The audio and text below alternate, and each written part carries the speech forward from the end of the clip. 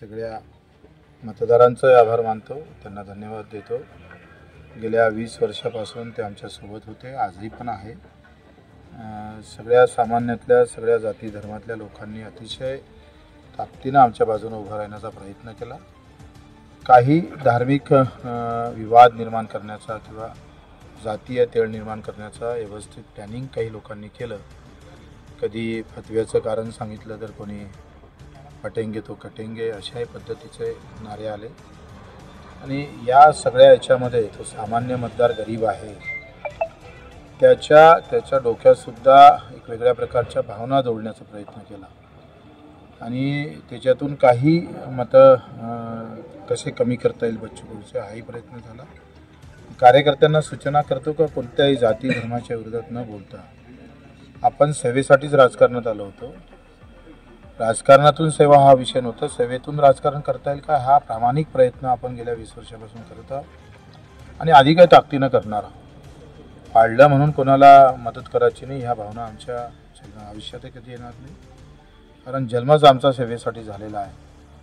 राजकारण पदासाठी झाला असतं तर एखाद्या पार्टीतून इतरांसारखा पाठिंबा घेऊन उभं राहून बच्चू कडूले आमदार होता आलं असतं, पण पार्टीचा गुलाम व्हायचा नाही, सामान्य माणसासाठी लढत राहायचं या भूमिका आम्ही आतापर्यंत जोपासल्या आहे।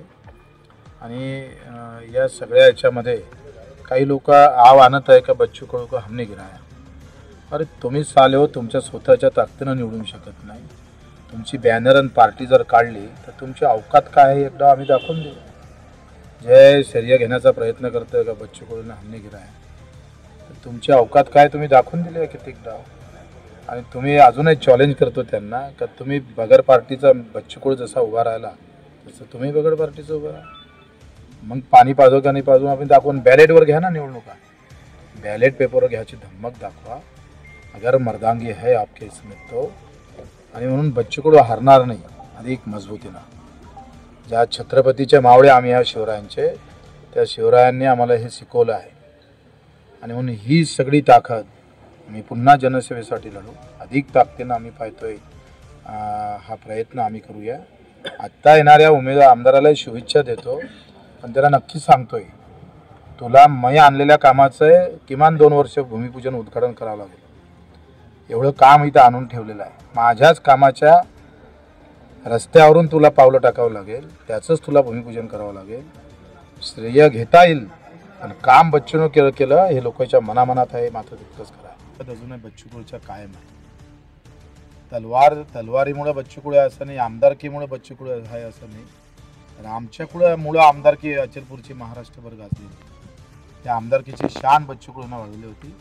म्हणून आमदारकी म्हणजे आम्ही पाहतोय ते झूल आहे, कुठेतरी आम्ही पाहतोय एक प्रकारचा पोशाख आहे, त्याच्यानं बच्चू कडू काही मी पडणार नाही।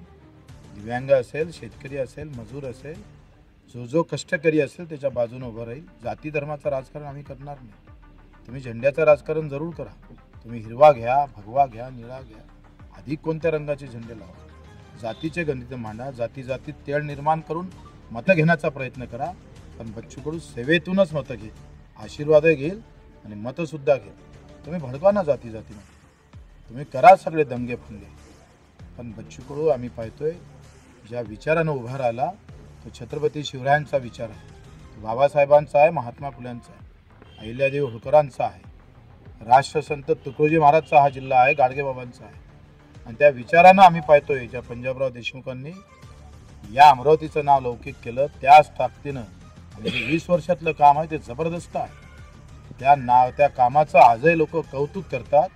एका खांद्यावर बच्चू कडूच्या मुसलमान रडत आहे, दुसऱ्या खांद्यावर हिंदू, तेली माळी सगळ्या 18 पगड जातीचे लोक आजही डोळ्यातून आसू पडतात। संख्या कमी असेल मला माहीत आहे, त्यांनी काही लोक जाती धर्मामध्ये अडकून ठेवले असेल, पण जो आहे तो प्रामाणिकपणे कबूल करतोय का बच्चू कडू सारखा आमदार उभ्या महाराष्ट्राला भेटणं गरजेचं होतं, तो विधानसभेत असणं गरजेचं होतं असं मी म्हणत नाही। कोल्हापूरच्या आम्ही पाहतोय 15 दिव्यांग बांधवांनी 3 दिवसापासून जेवण केलं नव्हतं, घरात कोंडून घेतलं होतं, ही अवस्था आहे। आणि म्हणून या आसूचं मोती करण्याचं काम आम्ही करू। कार्यकर्त्यांना सांगतो लढू नका, लढाचं आपल्याला, आणि म्हणून त्या ताकदीनं पावलं टाकायचं आहे। कोणाचं काम थांबू नका, मत मार नको मारू, अडचणीत असेल तर धावून गेलो पाहिजे, हाच आपला बाणा राहिलेला आहे. बच्चू कडूची ओळख जाती धर्म आणि झेंड्याच्या नावाची नाही आहे, तर सेवेतून निर्माण केलेली ओळख आहे. ते कधीही कोणीही आयुष्यात मिटू शकणार नाही. हार होईल पण तो अधिक उंच भरारी घेतल्याशिवाय राहणार नाही, हा मला आत्मविश्वास आहे.